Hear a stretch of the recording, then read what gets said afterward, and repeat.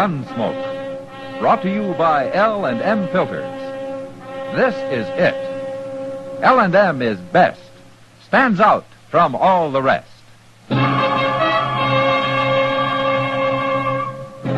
Around Dodge City and in the territory on West, there's just one way to handle the killers and the spoilers, and that's with a U.S. Marshal and the smell of Gunsmoke.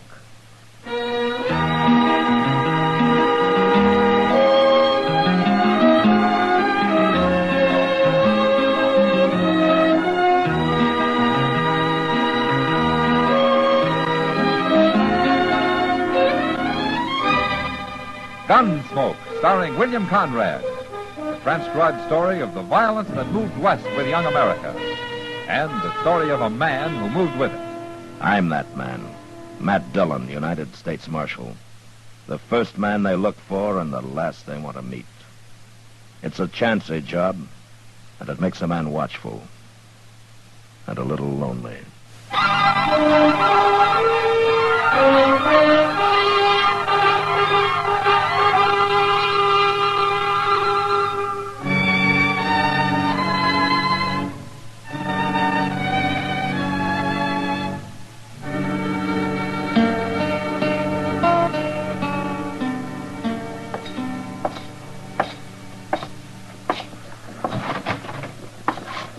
Marshal Dillon, come in, Marshal, come in. Hello, Teeters.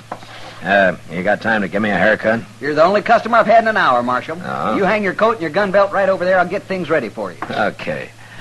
Say, haven't seen you around town lately, Marshal. Well, I've been over in Abilene for a week. I just got back late last night. Oh, must have come in on the midnight Santa Fe, huh? Yeah, that's right. I wish I could get out of Dodge once in a while. Well, not the way I have to do it, you wouldn't. Maybe you're right, Marshal. Maybe you're right. Hey, this is a new chair you got, isn't it? Yes, sir. The finest barber's chair west of St. Louis. That's pretty fancy. Here, try it. Ah. Comfortable?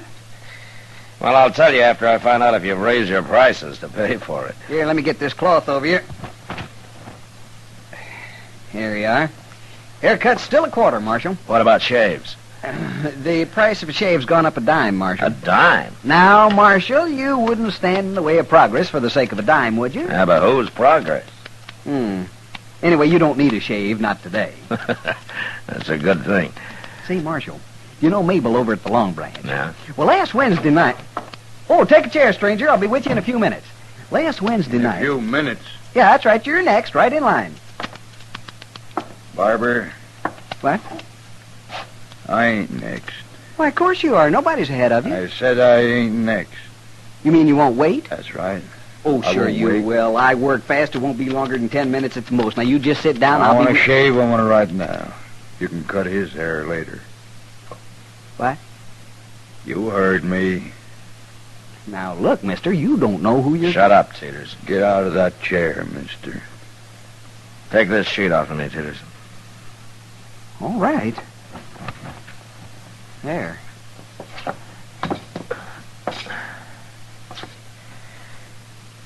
Okay, mister, I'm out. And move. I want to sit down. You don't understand. I don't understand what. I didn't get out of that chair so as you could have it. You're going to be troublesome, ain't you? I am. And there isn't much you can do about it. Isn't there? You don't see very well, mister. What? I'm not wearing a gun. It's hanging on the wall over there. You gonna shoot an unarmed man in front of a witness? Go get your gun. Put it on. No. Do it. You licked, mister. How you gonna make me do it? Shoot me? Put your gun on. I don't like killings, but if you don't turn around and walk out that door, I'm gonna half-kill you with my fists. Now get moving. All right.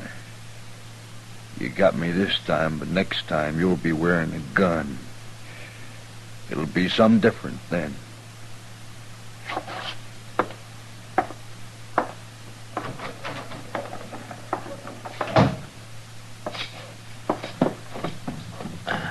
Oh, my goodness, Marshal, you took an awful chance. Who was he, Teeters? I never saw him before, but he might have killed you, Marshal. Now, that'd have been murder.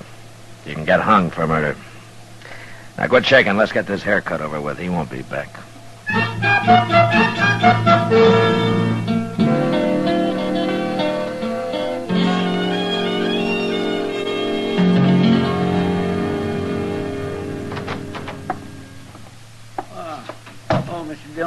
Chester? I was looking for you. Well, I've been right here in the office the past half hour. Yes, sir, I know. I went past the barber shop. Teeters told me. And he told me how you handle that fella, too. Oh, did he? Teeters described him to me, Mr. Dillon. I know who he is. You do? He come here about a week ago, just after you went to Abilene. Well, what's his name? Springer. Nate Springer. What? Yes, sir, that's right, Mr. Dillon. You sure that was Nate Springer? I couldn't have been nobody else. Why? You said you don't know him? I've heard about him. You have? Where? All over. Nate Springer's got quite a reputation. Was a gunman, you mean? Yeah, he's a gunman. They say he's the most nerveless gunman that ever lived. He's all ice. Bat Masterson told me once that out in Arizona, a man got the drop on him and Springer started to laugh. The man asked him what he was laughing about, and Springer said he'd never had before, and he didn't want to die without seeing what it was like. Oh, forevermore. What happened? It's kind of hard to shoot a man who's enjoying his first laugh. Yeah. My. Well, I'll be darned. What do you suppose he's doing in Dodge? Springer's a killer. A paid killer. That's all he's ever done anywhere. Then why don't you go arrest him? Well, he's not wanted that I know of. There are no circulars out on him. Well, but you can't wait till he kills somebody. No. And I can't put him in jail till he does.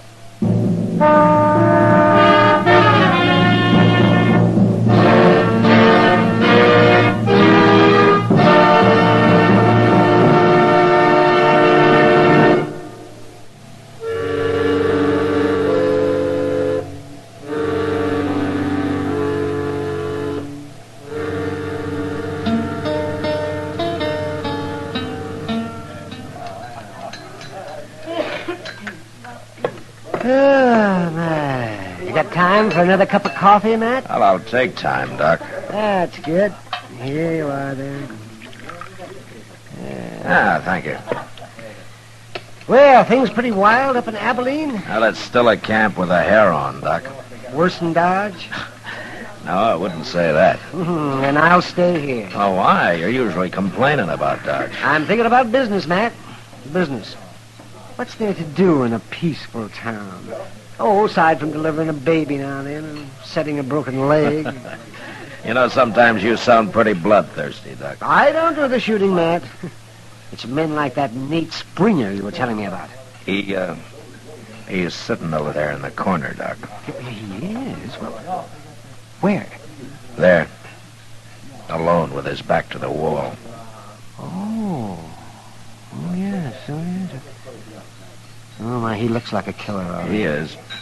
Yeah. You see how he keeps turning around? I mean, it's like he thinks everybody in this room's his enemy. Man like that doesn't have friends. Well, he's getting up, man. He's coming this way. Yeah. He hasn't finished his dinner. You better turn around, Doc. Okay. But you keep your eye on him. I don't like that man. Hey, you. Me? What was you staring at me for? I wasn't staring at you. No man stares at me without a reason. I don't like it. I want to know why you was doing it. Oh, now look here, mister. You're getting yourself all upset over nothing. Well, you ruin your dinner working yourself up this Tell way. me why you was staring at me. I'll put a hole in you. I'll do it. Well, you're awful jumpy for a big gunman. Tell me, I said. Hold it, Springer. You getting into this, mister? I am. Who are you, anyway? Matt Dillon. Dillon. That's right. I knew I'd run into you sooner or later. Oh, why? My line of work, there's always some lawman wanting to interfere. Sure. And it'll happen here, Springer. You kill anybody. Fair fight's fair fight, ain't it? Not when you're paid to pick a fight with a man. Like I said, Marshal, I knew I'd run into you. Springer, when I find out who you're after, I can probably find out who's paying you. And I'll jail you and him both. You're gonna lose a lot of sleep trying to find out, Marshal. I can stand it. You're the one that needs sleep, Springer, a lot of it. Without any bad dreams.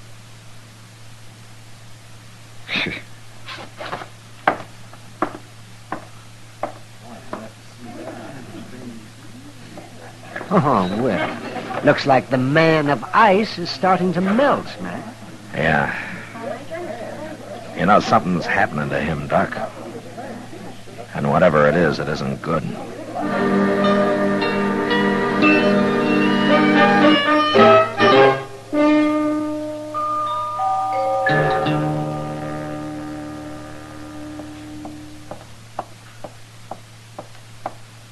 Kitty. Huh?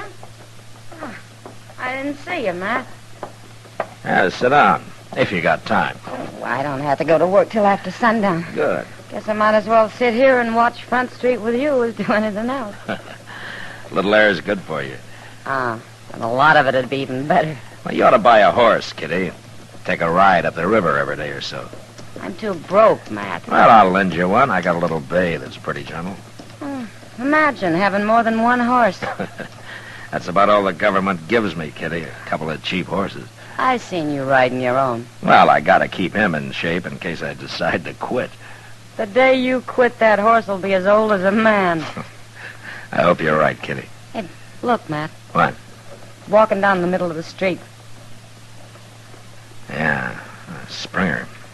Now, who'd expect a man like Springer to have a little yellow dog? I don't know the dog's his, Kitty. Maybe he's just following him. He's right at his heel. I don't think Springer knows it. Oh, he's trying to sniff at him. Matt, he shot him. Poor little dog, he didn't do anything. I'll be back, Kitty.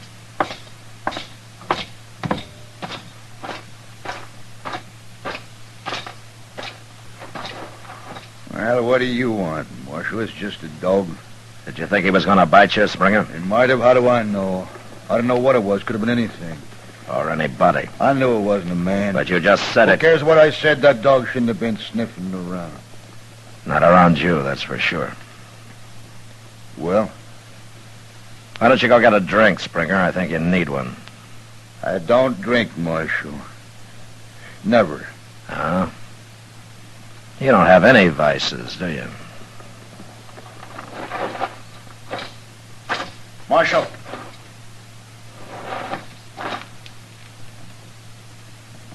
Nothing. Go ahead.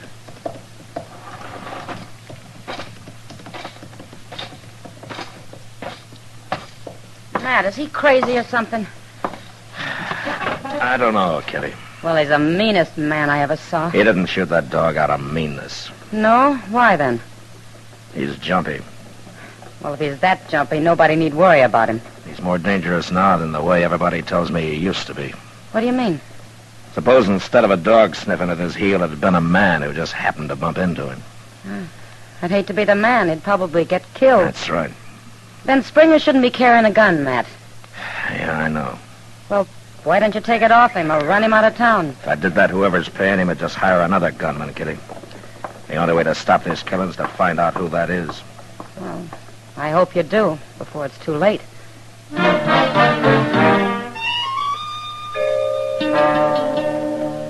That night, I had Chester follow Springer around, keep an eye on him. But all he did was to buck the faro bank for a few hours and then go to bed earlier than the most respectable citizens. The next day, Chester went back to trailing him while I sat in the office and tried to figure a way to trap him into telling me who'd hired him. By mid-afternoon, I was no further than when I'd started. The only idea I had was to choke it out of him.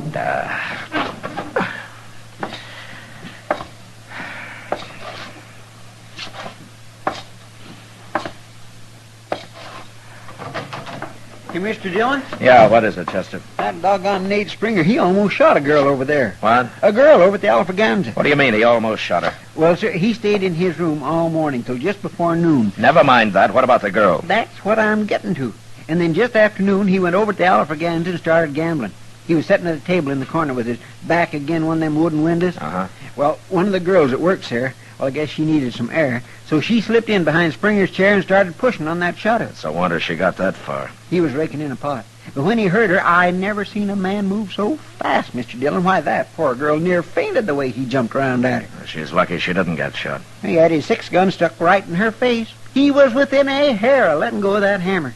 And then when he saw who it was, oh, he started cussing her something fierce. Well, he's getting worse. He's going to kill somebody, sure, acting that way. Yeah. And it won't even be the one he come here to kill. Oh, fancy him about to shoot a woman. Well, I guess I can't wait any longer, Chester. What you gonna do? I'm gonna try to shame him first. If that doesn't make him talking, I'm gonna have to run him out of town.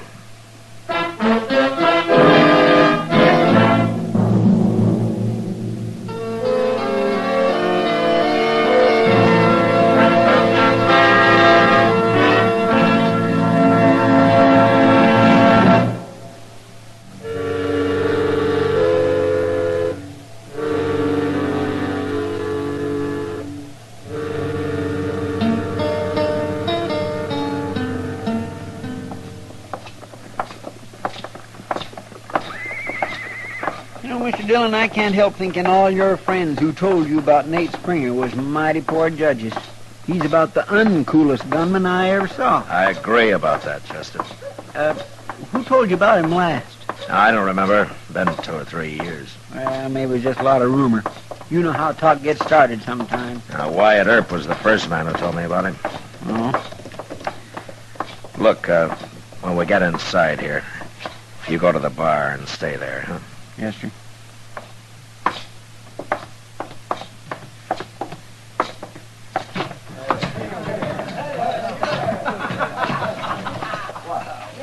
There he is, Mr. Dillon. I see him. All right, sir.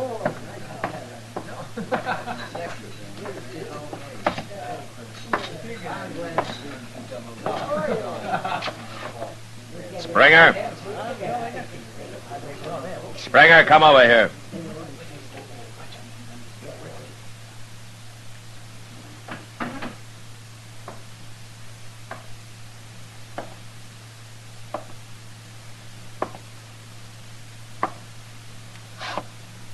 You're interrupting my game, Marshal. Your game's over, Springer, for good. What does that mean? Get out of Dodge. What? If you've been paid in advance, you better give him his money back. You're not going to earn it. You're saying I ain't? It's an hour to sundown. You'll be out of town before dark. It's a long time since a man's talked to me like that, Marshal. How long's it been since a dog scared you into shooting him? Or since you drew on a woman, huh? You lost your nerve, Springer. You ain't gonna kill anybody. Shut up. Yeah, I'll shut up. If you tell me who hired you. No, Then who are you supposed to kill? I won't tell you. Okay, I didn't think you would. But you'll be out before dark, Springer. And don't ever come back. Ever.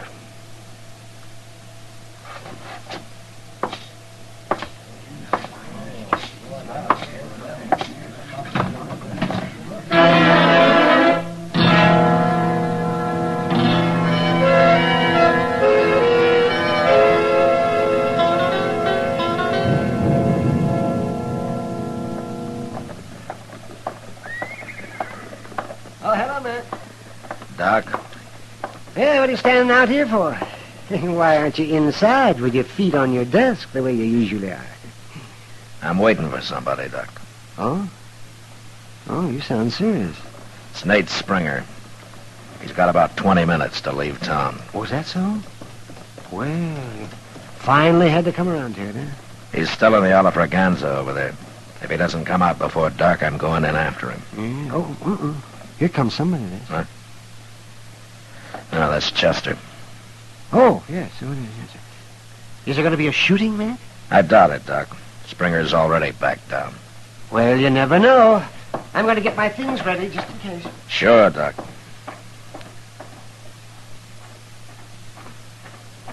Hey, Mr. Dillon, I thought I'd better come tell you. What, Chester? Springer's been bellied up to that bar for the last half hour. He has. He's been taking on one glass after another. Doc was right. You never know. What? He's getting ready to use his gun, Chester. And I'm going over and stop him. Hey, look. You just come out. Yeah. He's headed this way. You stay here.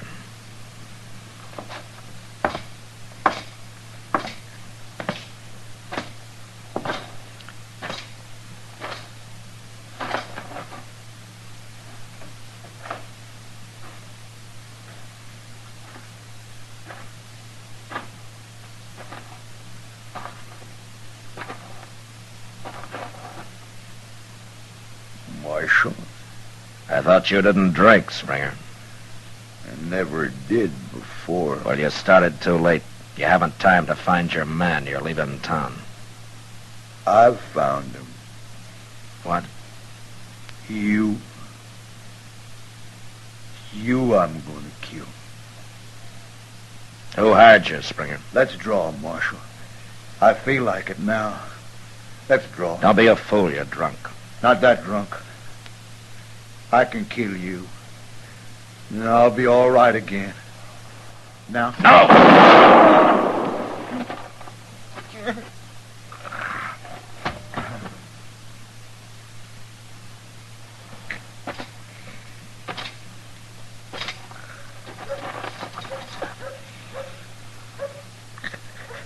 You shouldn't have tried it, Springer. I had to. Why? Yuma prison. 2 years. I come out scared. Lost my nerve in that prison. Then why did you take this job? I had to. Who hired you, Springer? I did, Marshal. I hired me.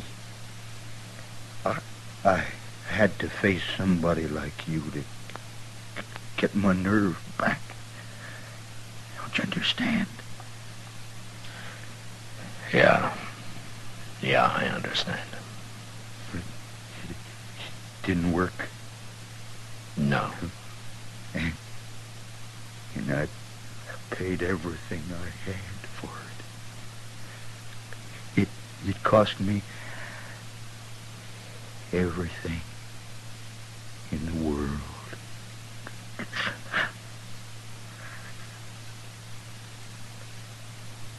Springer.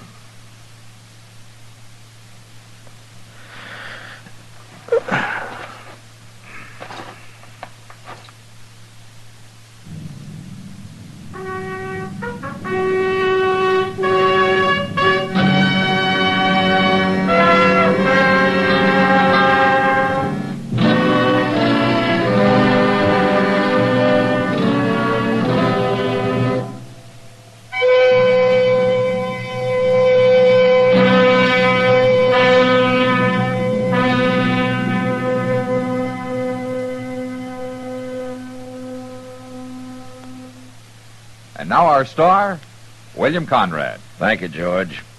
If you're a filter tip smoker, you should be smoking L&M's. When you try L&M's, the first thing you'll notice is how mild they are, how easy they draw. With L&M's pure white miracle tip, you enjoy all the taste. Try L&M's today. You'll like them.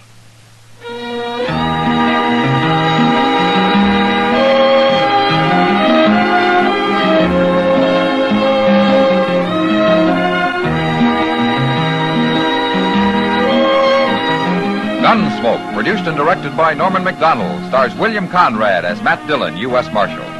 Our story was specially written for Gunsmoke by John Meston, with music composed and conducted by Rex Corey. Sound patterns by Tom Hanley and Ray Kemper. Featured in the cast were John Daner and Harry Bartell. Parley Bear is Chester, Howard McNear is Doc, and Georgia Ellis is Kitty.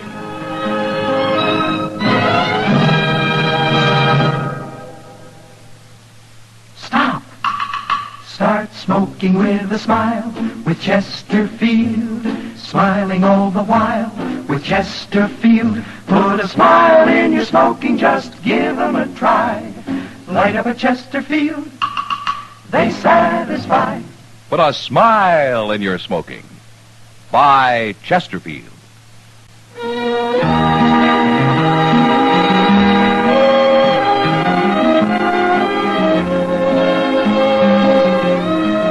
You'll also enjoy Chesterfield's great radio shows. Perry Como sings all the top tunes on CBS Radio every Monday, Wednesday, and Friday. Jack Webb stars in Dragnet on Tuesday nights. Check your local listings. Remember, listen again next week for another transcribed story of the Western frontier when Marshal Matt Dillon, Chester Proudfoot, Doc, and Kitty, together with all the other hard-living citizens of Dodge, will be with you once more. It's America growing west in the 1870s. It's drama. It's Gunsmoke. Brought to you by L&M Filters.